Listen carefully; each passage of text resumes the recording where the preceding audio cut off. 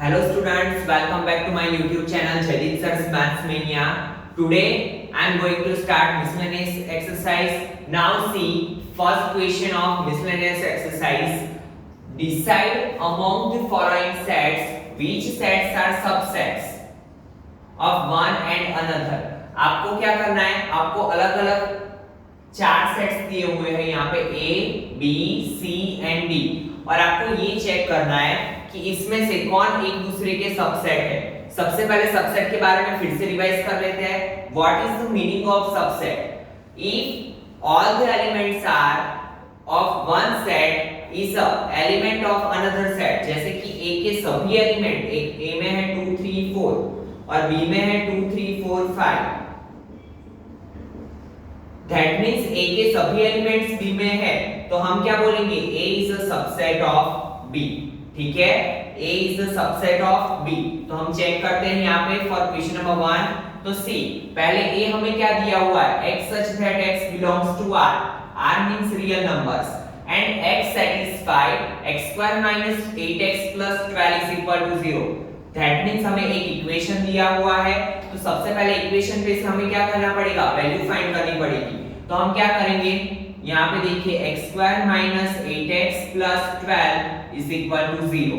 ठीक है, आपको पता है जब भी तीन टर्म का पॉलिनोमियल हो तो हम क्या करते हैं, कैसे इसको सॉल्व करते हैं? Splitting method. स्प्लिटिंग मेथड कैसे अप्लाई करेंगे? थर्ड टर्म और फर्स्ट टर्म के कोएफिशिएंट का मल्टीप्लिकेशन। 12 वन जा, यहाँ पे कुछ भी नहीं है, दैट मींस 1। 12 वन जा 12। दो फैक्टर्स हमें ऐसे फाइंड करने हैं जिसका मल्टीप्लिकेशन कितना हो? 12 और एडिशन और सब्ट्रैक्शन कितना होना चाहिए? -8। तो आपको पता है 6 2 जा 12 -6 -2 क्या होगा? -8। Now solve equation x square -6x -2x plus 12 is equal to 0। now make a pair of two digits। तो x कॉमन निकला -6, ये दोनों में से -2 कॉमन निकला, तो अंदर क्या बचेगा? x -6 बिकॉज़ 2 6 जा 12 और अगर 2 को हमने कॉमन निकाला, माइनस को कॉमन निकाला तो साइन चेंज, x माइनस है तो प्लस, ये माइनस इज इक्वल टू 0। तो क्या होगा? x -6 x ब्रैकेट में ले लो, x -2 is equal to 0। now 0 gives to x -2 and also x -6। तो x -6 is equal to 0, x -2 is equal to 0। तो x is equal to क्या होगा? ये -6 इस साइड जाएगा तो +6, ये -2 इस साइड जाएगा तो +2। ठीक है, दैट मींस हमें a की वैल्यू मिली। क्या मिली? जो x की वैल्यू है वो क्या होगी? सेट a की वैल्यू। तो यहाँ पे लिख लो पहले a is equal to 2 6।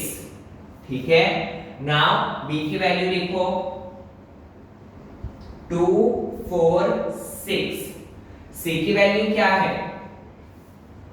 2 4 6 8 dot dot dot and d की वैल्यू क्या है? 6। नाउ हम वन बाय वन चेक करेंगे कि कौन किसका सबसेट है।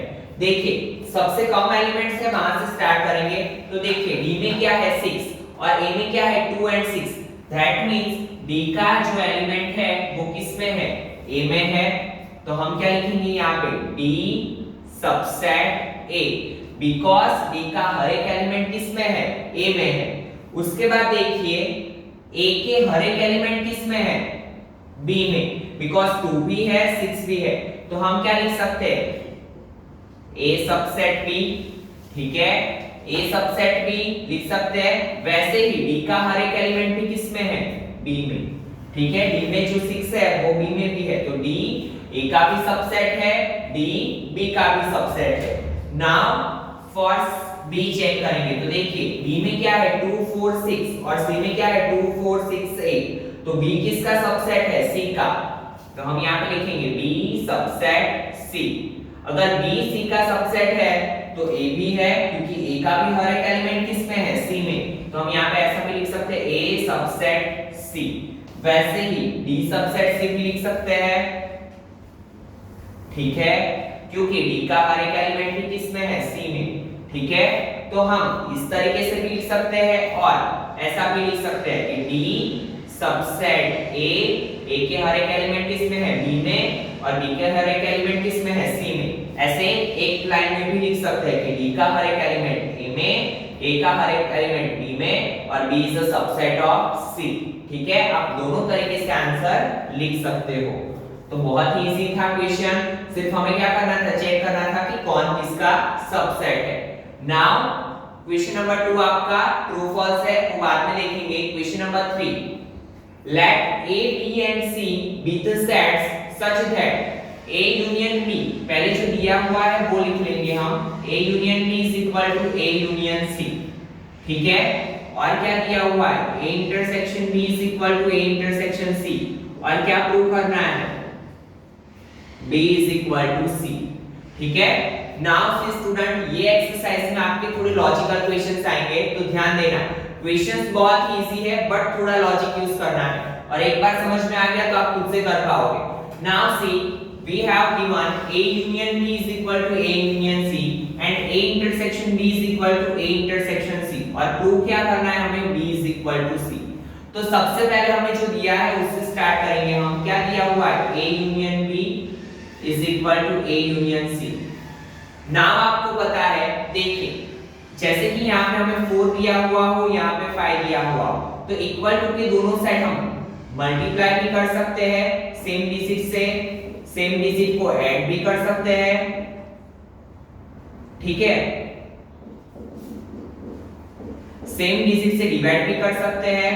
ठीक है, बट दोनों साइड क्या होना चाहिए, सेम होना चाहिए।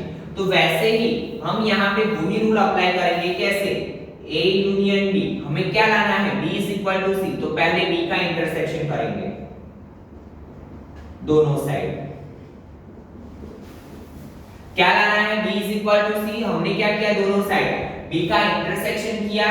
एक साइड इंटरसेक्शन और एक साइड यूनियन नहीं कर सकते, बट दोनों साइड यूनियन भी लगा सकते हो, दोनों साइड इंटरसेक्शन भी लगा सकते हो।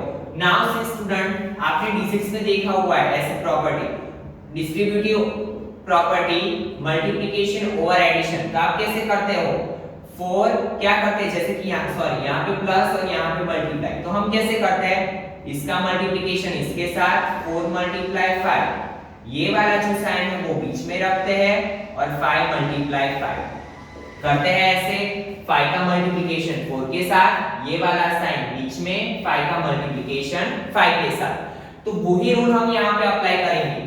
ठीक है, देखिए यहाँ पे पहले इसको ऐसे लिख रहने दो, A इंटरसेक्शन B यूनियन, क्या करेंगे, ये वाला साइन बीच में आएगा, A इंटरसेक्शन B यूनियन, अभी क्या आया, C intersection B।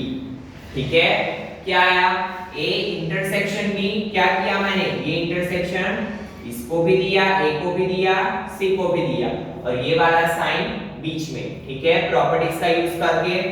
Now see, यहाँ पे देखिए A union B, A union B, A union B का आंसर क्या आएगा, जैसे कि यहाँ पे देखो A यूनियन B का आंसर, A के एलिमेंट्स ले लो 1 2, B के एलिमेंट्स ले लो 1 2 3, तो A यूनियन B करेंगे तो आपको पता है यूनियन में सभी डिजिट्स आते हैं A और B के, तो A यूनियन B का आंसर क्या आएगा, 1 2 3, तो 1 2 3 क्या था हमारा, B। ठीक है, 1 2 3 क्या था हमारा, B, तो A यूनियन B का इंटरसेक्शन हम B के साथ करेंगे। ठीक है, तो हमें मिलेगा क्या, B ही मिलेगा। ठीक है, चेक करो, देखो 1 2 3 इंटरसेक्शन B का क्या है, 1 2 3, 1 2 3 इंटरसेक्शन 1 2 3, तो इंटरसेक्शन में हम क्या लिखते हैं, कॉमन, तो ये 1 2 3 क्या था, B। ठीक है, तो A यूनियन B का आंसर का हम B के साथ इंटरसेक्शन करेंगे तो हमें क्या मिलेगा, B। Give equation number 1। ठीक है, यहां तक पता चला। आपको क्या करना है, अगर ऐसे समझ में नहीं आ रहा डायरेक्टली तो आप ऐसे एग्जांपल लेके करो, और वीडियो को एक दो बार देखना तो ही ये समझ में आएगा। ठीक है, नाउ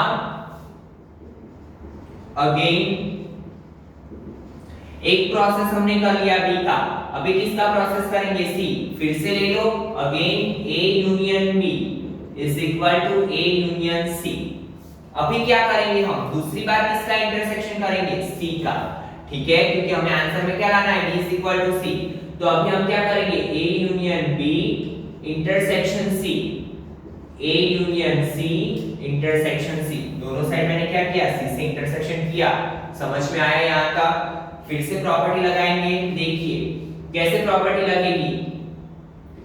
a क्या होगा, इंटरसेक्शन c, ये वाला साइन बीच में union, b intersection c, a intersection c union b intersection c। और आपको पता है a यूनियन c का आंसर का c के साथ करेंगे हम इंटरसेक्शन, तो हमें मिलेगा क्या, c। ठीक है, बट देखिए यहां पे हमने दिया था a intersection c is equal to क्या है, a इंटरसेक्शन b। तो हम a इंटरसेक्शन c की जगह पे क्या लिखेंगे, a intersection b union b intersection c is equal to c। Give equation number 2। Now compare करो इक्वेशन 1 और 2 को, a intersection b union b intersection c, b intersection c। यहां पे क्या मिला, c। ठीक है, तो हम लिख सकते हैं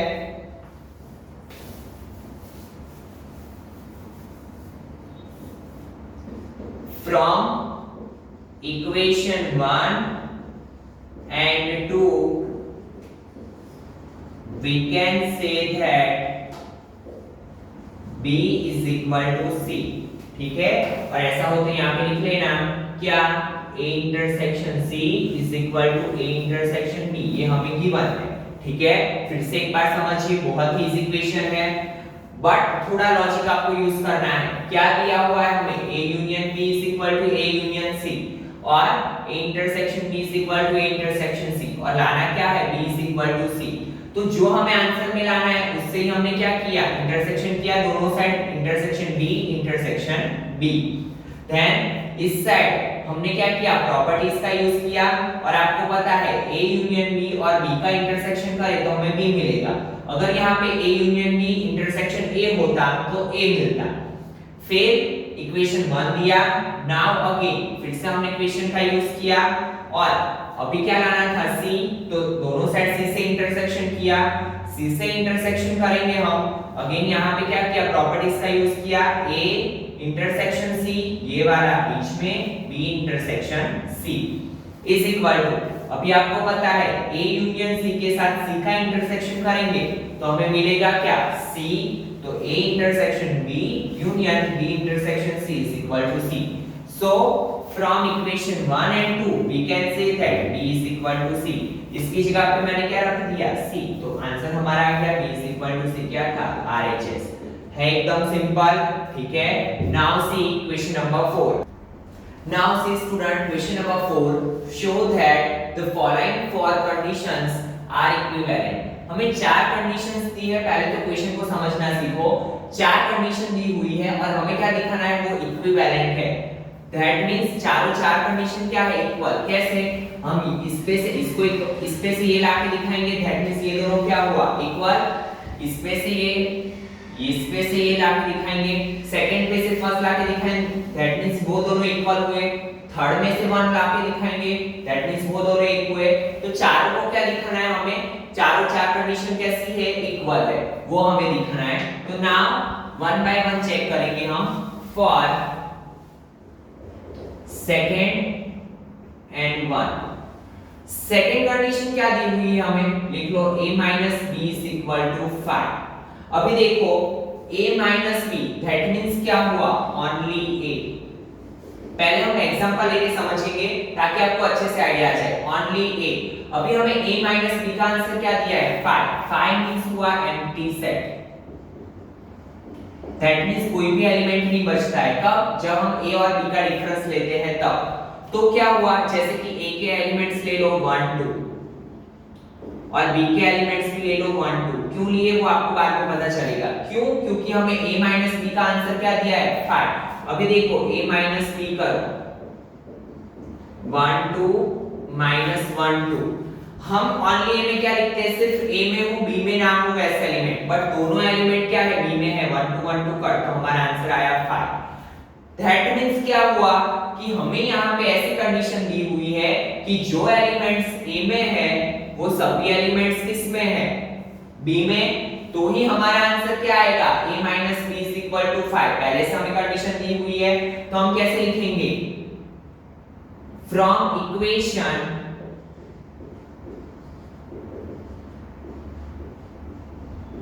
we can say that there is no x such that x belongs to A and x does not belongs to B। यहां पे हमें ऐसे लिखना है, क्या लिखा मैंने, देखिए from equation we can say that, जो इक्वेशन हमें दिया हुआ है उसमें से ऐसी कोई वैल्यू नहीं है जो x में हो, x belongs to A करती हो but x does not belongs to B। all x belongs to A and x belongs to B। इसका मतलब क्या हुआ, हर एक x की वैल्यू A में भी है, हर एक x की वैल्यू B में भी है, तो ही हमें क्या मिलेगा, a minus b is equal to 5। so we can say that, देखो a का हर एक एलिमेंट b में है, दैट मींस हम क्या बोल सकते हैं, a सबसेट b। पता चला, फिर से एक बार समझिए क्या बोला है, a और b, a हमें पहले से कंडीशन दी हुई है कि a माइनस b का आंसर, a डिफरेंस b का आंसर क्या आ रहा है, एम्प्टी सेट। कब आएगा, जब a और b के दोनों एलिमेंट सेम होंगे। तो अगर यहाँ पे ऐसा होता a is equal to 1 2 3 और b is equal to 1 2 होता, ठीक है, अगर ये एलिमेंट्स अलग अलग होते तो a माइनस b का आंसर क्या आता, 1 2 3 माइनस 1 2, दैट मींस 1 2 1 2 कर तो 3 आता, तो एम्प्टी सेट होता नहीं। बट हमें पहले से ही कंडीशन दी हुई है a minus b is equal to 5, that means ये कब हो सकता है 5, जब a का हर एक एलिमेंट किस में हो, b में। तो a का एलिमेंट b में हो तो इसका मतलब क्या हुआ, a सबसेट b। ठीक है, तो आपको इतना ही लिखना है। उसके बाद हम थर्ड कंडीशन लेके करेंगे फॉर 3 and 1। ठीक है, नाउ चेक करो थर्ड कंडीशन क्या दी हुई है, A union B is equal to B। now suppose करो let x belongs to A, A का एक एलिमेंट है x, ठीक है, हम यहाँ पे डिजिट्स लेके करते हैं। पहले a is equal to 1 2 3 ले लो, b is equal to 3 5 ले लो, ठीक है। now हमें क्या करना है, a union b। तो a union b क्या दिया हुआ है हमें, 1 2 3 5। हमारा आंसर क्या है यहाँ पे 1 2 3 5, बट यहाँ पे कंडीशन में क्या दिया है, a union b is equal to b। That means क्या होगा, पूरा b हमें यहाँ पे दिया हुआ है, अगर हम ऐसे एलिमेंट्स ले 1 2 और यहाँ पे ऐसे ले 1 2 3 5, तो हमें a यूनियन b का आंसर क्या मिलेगा, 1 2 यूनियन 1 2 3 5। तो हमें क्या मिला आंसर 1 2 3 5। ये कब हो सकता है, हम कोई भी यूनियन लेंगे तो यूनियन का मतलब क्या होता है, दोनों का संगठन, सभी एलिमेंट्स लिखते हैं। हमें क्या मिला यहाँ पे, a और b का यूनियन किया तो ये क्या था, b। दैट मींस a का जो हर एक एलिमेंट है वो किसका एलिमेंट है, a यूनियन b का, और a यूनियन b का एलिमेंट किसका है, b का। दैट मींस क्या हुआ, a का हर एक एलिमेंट किसका है, b का। तो हम यहाँ पे क्या लिखेंगे, let x belongs to a। अगर x a का एलिमेंट है so x belongs to a union b। अगर x a का एलिमेंट है तो ऑब्वियसली बात है a का एलिमेंट है तो a यूनियन b का तो एलिमेंट होने ही वाला है वो, ठीक है। 1 2 a का एलिमेंट है तो a यूनियन b का आंसर तो 1 2 होगा ही होगा। और हमें क्या दिया हुआ है, a union b is equal to b, then x belongs to b also, because हमने क्या किया यहाँ पे a union b is equal to क्या था, b। तो a यूनियन b की जगह पे क्या लिखा मैंने, b। तो x a का भी एलिमेंट है, x b का भी एलिमेंट है, so we can say that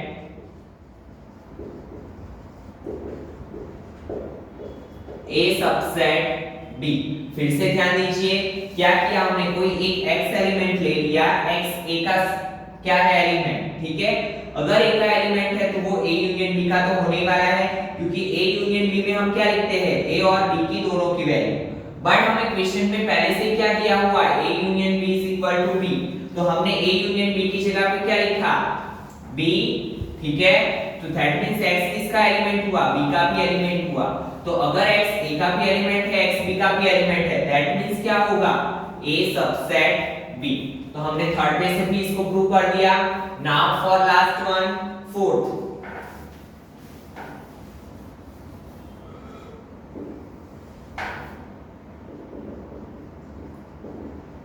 a intersection b is equal to a।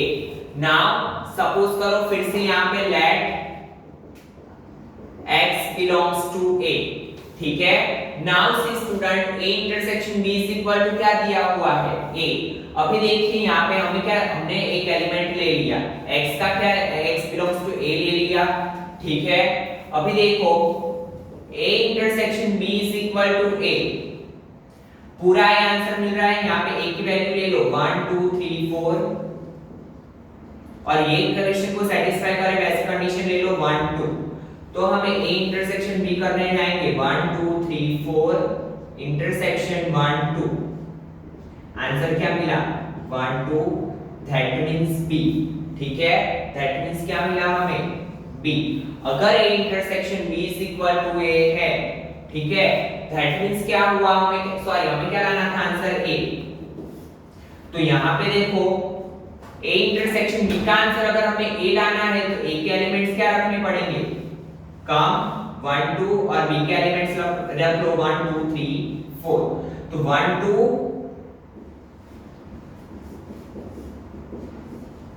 Intersection 1 2 3 4, इसका आंसर क्या आया 1 2, दैट मींस a।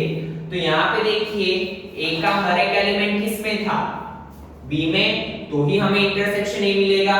ठीक है, अगर यहाँ पे b होता तो हम क्या करते, ये एलिमेंट्स इसमें रख देते, इसमें, पता चला यहाँ पे देखो a intersection b is equal to हमें a दिया हुआ है, that means x belongs to a, और क्या होगा, x belongs to a intersection b।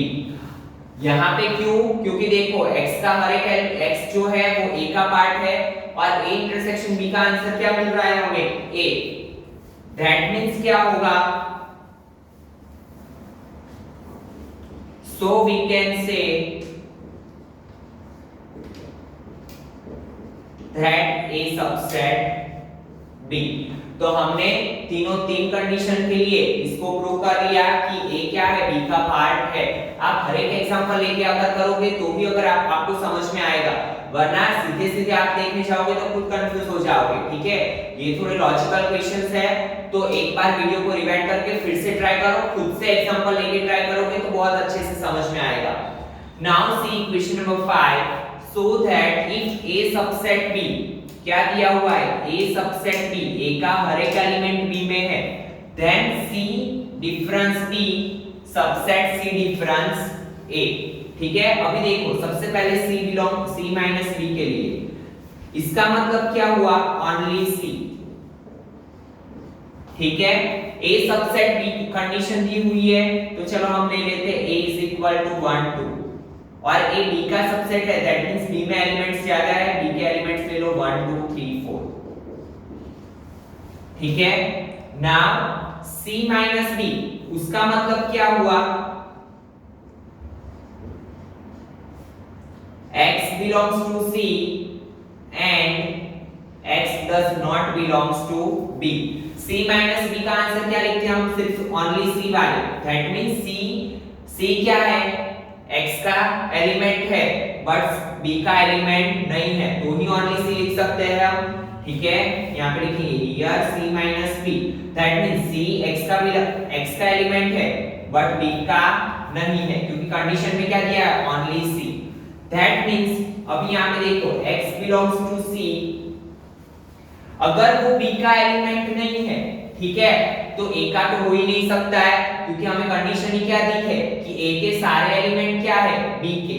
तो यहाँ पे हम क्या लिख सकते हैं, x does not belongs to a because a subset b, a के ही सारे एलिमेंट b में है, अगर x b का पार्ट नहीं है तो x a का पार्ट तो नहीं हो सकता है, ठीक है। नाउ सी स्टूडेंट, अगर ये a का पार्ट नहीं है, ठीक है, जैसे कि यहाँ पे हमने क्या लिखा, ये कंडीशन c माइनस b पे से क्या लिखा, x belongs to c and x does not belongs to b, ठीक है। तो हम इसका रेसिप्रोकल लिख सकते हैं, कन्वर्स लिख सकते हैं, क्या लिख सकते हैं, x बिलोंग्स टू, क्या लिख सकते हैं, c माइनस a, ठीक है। इस पे से हमने ये लिखा तो इसका कन्वर्स भी हम लिख सकते हैं, इसका मतलब क्या होगा, ओनली c के ही एलिमेंट है, a के एलिमेंट नहीं है, दैट मींस क्या हुआ, c माइनस a, ठीक है। सो